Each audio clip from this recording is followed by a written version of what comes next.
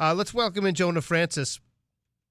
He is the president of Pansy Home Care and is with the Home Care Association of America. Jonah, good morning. How are you? Good morning. I'm doing fantastic. Thanks for having me on. It's good to have you on, and happy holidays. We'll talk about the stuff that's in the next session and the legislative element of things, but just in general, can you talk about, for people who don't know Pansy or don't know the Home Care Association, just talk about both and what they do. Sure. So us at Pansy Home Care, we're a small family-owned non-medical home care companion agency here in Connecticut, specifically the Hartford County. And we provide, again, non-medical support for people that are living at home, whether they're living with one or more disabilities. And what makes Pansy Home Care a bit different is we have actually narrowed down to providing expert non-medical support for people living with memory damage.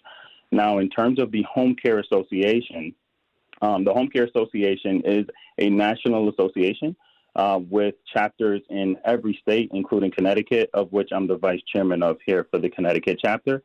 And our goal is to advocate for home care agencies that employs, trains, monitors, screens, and supervise caregivers and creates care plans for clients. Okay, got it. Great explanation. Perfect.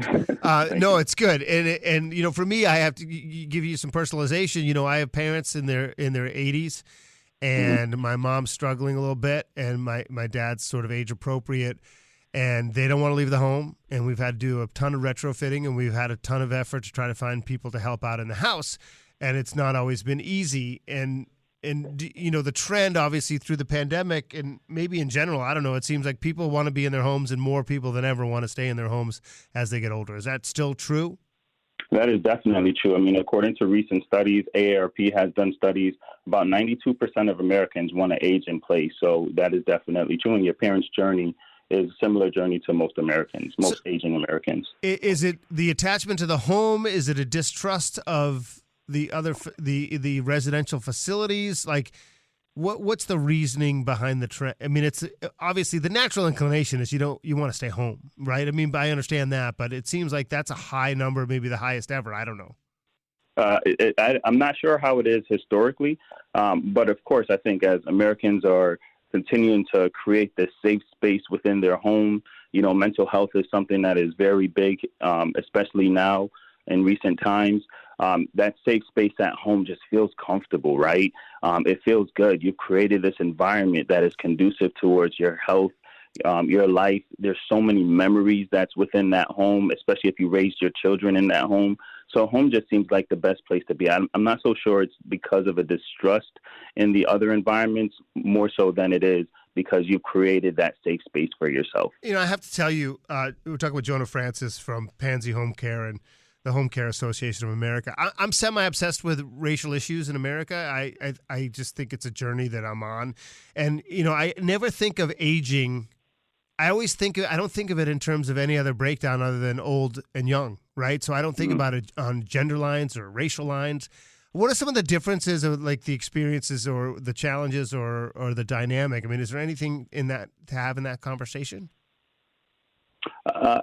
I think so. I think maybe if you kind of divide it into the Medicaid waivers program versus like your private paying, so people that are paying for services out of pocket, I think you might be able to see that a little bit, right? Your individuals that are paying for services out of pocket usually are the more affluent people, right? Your middle class or borderline middle to kind of lower class not usually have the financial latitude to be able to pay for services out of pocket.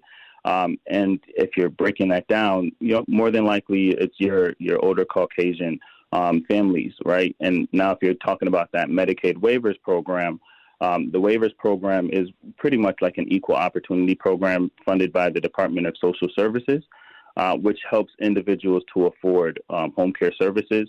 And that's anyone from all walks of life. So I think I see the racial dynamics more so from, an economic standpoint of who can afford services privately versus, on that Medicaid waiver side. And can you get, obviously, if you have your own money and you have a lot of it, you can get better services. And if you're in the pool, it's probably a little less resourced. in terms of the legislative session coming up, are there some major things that, I keep talking to some lobbyists and they say healthcare is going to be a big deal in this next session, or at least in the future here in Connecticut. What are some of the issues legislatively that are sort of on your map? Sure. Well, the biggest thing right now is we are doing the transition in terms of oversight of the home care industry or the homemaker companion industry. So let me just clarify that, right? In Connecticut, the Department of Consumer Protection is who governs our industry. And nationally, we're known as the home care industry, but here in Connecticut, it's the homemaker companion agencies, right? So I just kind of wanted to make that quick distinction. Sure. And what we're currently working on, the biggest thing for our legislative session is transitioning from being under the Department of Consumer Protection to being now transitioned over to the Department of Public Health. And what does it matter? How does that change things?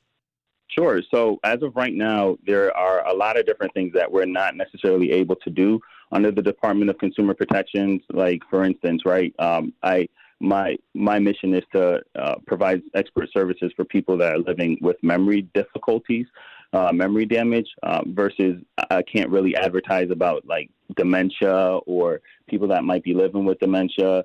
The Department of Consumer Protection might not actually be best fit for a public health organization, which is kind of what we do at the end of the day. We're keeping people safe, right? So making that transition might come with a few, small or even big changes, including oversight and how we properly provide oversight and training to some of our caregivers. All right. We're talking with Jonah Francis. He's the president of Pansy Home Care in West Hartford, and he's also vice chairman of the Home Care Association of America here in Connecticut. Any other things that you want people to know about that maybe we haven't touched on? Yeah, I think some of the biggest things that are also coming up is the entire thing about caregiver safety right now, especially with the incident that took place, I believe it was later in October, early November, with the death of a visiting nurse. So while it's a visiting nurse, not necessarily home care, it still makes waves, right? Because we do have agents or caregivers that are going into clients' homes. So there's definitely that to be on the watch out for. And, of course, the caregiver shortage. We're continuing to have more and more individuals aging in place and less individuals and caregivers that are able to take care of them.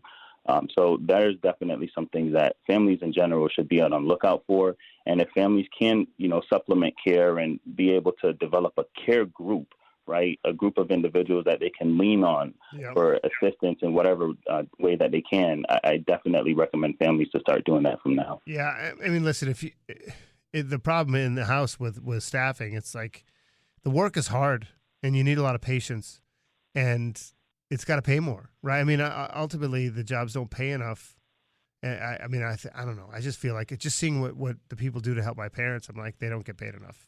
It's just my perspective. But listen, Jonah, it's great to make the connection. Great to talk to you, and maybe we'll talk again down the road. It was absolutely wonderful, and it looks like we have an advocate for our side. So, Joey, thanks for the opportunity. Yeah, no problem. Anytime. Always willing to talk. Thank you. Be well. Thank you, Jonah Francis, from again Pansy Home Care and Home Care Association of America.